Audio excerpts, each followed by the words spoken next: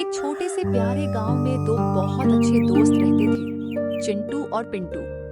दोनों की दोस्ती पूरे गांव में मशहूर थी। चिंटू थोड़ा गोल मटोल, मजाकिया और खाने का बहुत शौकीन था, जबकि पिंटू समझदार और शांत दिमाग वाला लड़का था।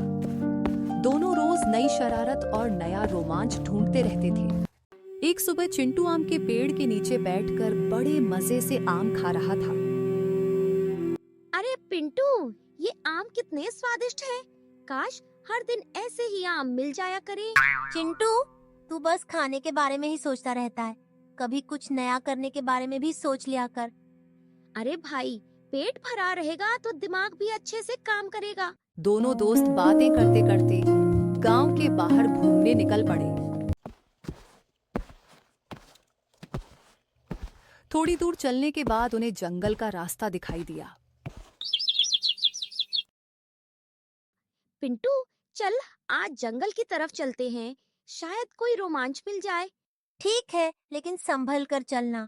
जंगल में कुछ भी हो सकता है। जंगल में जाते ही चारों तरफ घने पेड़, पक्षियों की आवाजें और हल्की हवा चल रही थी। तभी अचानक उन्हें रास्ते के किनारे एक बूढ़ा बाबा बैठे दिखाई दिए। नमस्ते बाबा, आप यहाँ जंगल में अकेले क्या कर रहे हैं? बेटा, मैं यहाँ कई सालों से रहता हूँ, लेकिन तुम्हें एक जरूरी बात बतानी है। कौन सी बात बाबा? इस जंगल के अंदर एक जादुई पेड़ है। उस पेड़ पर जो भी फल तोड़ता है, उसकी एक इच्छा पूरी हो जाती है। सच में बाबा? क्या उस पेड़ पर लड्डू भी उगते हैं? अरे चिंटू, तू हमेशा खाने की ही बात क्यों करता है? लेकिन याद रखना, उस पेड़ की शक्ति का गलत इस्तेमाल मत करना। बस फिर क्या था, चिंटू और पिंटू उस जादुई पेड़ को ढूंढने के लिए जंगल के अंदर और आगे बढ़ गए। पिंटू, ये जंगल थोड़ा डरावना लग रहा है। डर मत, हम दोनों साथ हैं। अचानक झाड़ियों में तेज आवाज हुई। अरे ये क्या था? कहीं भूत तो नहीं? झाड़ियों से एक छोटा सा खरगोश बाहर निकला। देखा, ये तो सिर्फ खरगोश था।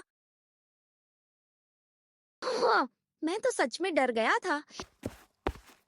काफी देर तक जंगल में घूमने के बाद अचानक दोनों को दूर एक चमकती हुई रोशनी दिखाई दी। पिंटू देख, वो क्या चमक रहा है। चल पास जाकर देखते हैं। जैसे ही दोनों पास पहुंचे, उन्होंने देखा कि एक बड़ा सा पेड़ चमक रहा था और उसके फल सोने की तरह चमक रहे थे। वाह, यही तो जादुई पेड़ है। सावधान रहना चिंटू। लेकिन चिंटू को इंतजार कहाँ था, वह तुरंत पेड़ पर चढ़ गया। अरे धीरे, कहीं कुछ गड़बड़ ना हो जाए। जैसे ही चिंटू ने पेड़ से एक फल तोड़ा, अचानक चारों तरफ तेज रोशनी फैल गई। वाह, अब मेरी इच्छा पूरी होगी। अचानक आसमान से लड्डू, जलेबी, समोसे और मिठाइयों की बारिश होने लगी। ये हुई ना बात, खाने की बारिश। चिंटू, तूने यही इच्छा मांगी? हाँ भाई, इससे अच्छी इच्छा क्या हो सकती है। लेकिन कुछ ही देर में खाने की बारिश इतनी ज्यादा हो गई कि दोनों उसके ढेर में फंस गए। अरे चिंटू, अब क्या करेंगे? मुझे क्या पता, मैंने तो बस खाने के बारे में सोचा था। तभी अचानक जादुई पेड़ से आवाज आई। लालच करने वालों को हमेशा मुसीबत मिलती है।